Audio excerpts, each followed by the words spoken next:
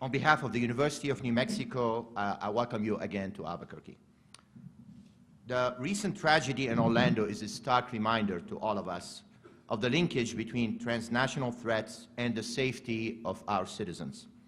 As we adjust to the new global realities, including imploding states and the rise of nefarious non-state actors and terrorist networks, the United States must continue to be vigilant and to endeavor to remain the principal defender of global stability. We must do that through asserting our values as a free society and enhancing our military and intelligence capabilities. As you also know, however, the challenges we face today are magnified by the rise of our networked society. Unlike the neatly contained conflicts of yesteryears, I don't have to tell you, gentlemen and ladies, about that, we now live in a volatile, uncertain, complex, and ambiguous, you guys like to call it the VUCA world, and at times instantaneously feel the effect of distant conflicts in our physical and cyber universes. In recognition of the interconnectedness between the gathering global threats and global as well as American national security concerns, our university, the University of New Mexico, has recently established the Global and National Security Policy Institute. The Institute is honored to co-host this symposium.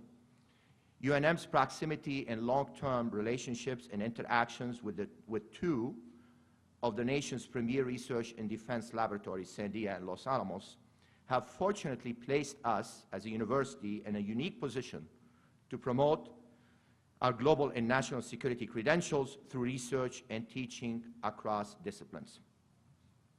Our academic activities in this area reflect a broad definition of global and national security, ranging from health and technological innovation to engineering and environmental security, and from law and policy to network and data science and nuclear strategy. You will hear later about our efforts in these areas from Dr. Nakhle, but for now, I'm reminded of two recent books that help motivate our institute's work. The first is by Joshua Ramo, a native of Albuquerque, by the way.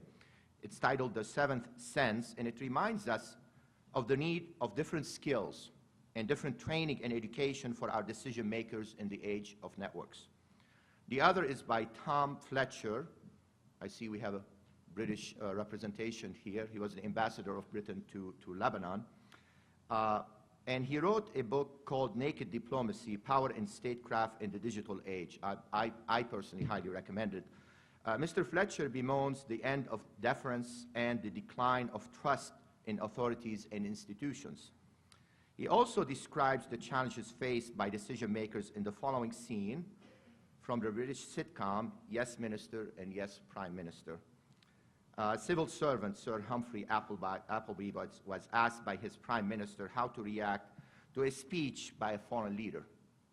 And he said, in practical terms, we have the usual 6 options. 1, we do nothing.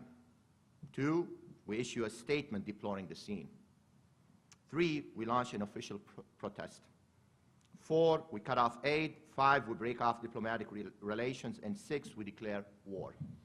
Obviously, the range of options that we face in many of our dealings. So what do we do, asked the Prime Minister? Well, if we do nothing, we implicitly agree with the speech. 2, if we issue a statement, we just look foolish. 3, if we lodge a protest, it will be ignored. 4, we can't cut off aid because we won't give them any anyway.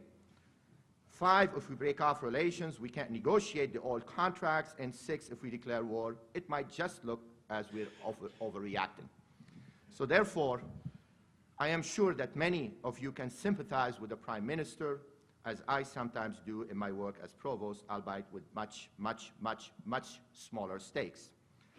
It is against this backdrop that on behalf of UNM that I welcome you again to this very important symposium and salute you for your service to the nation, to your nations, and to the world.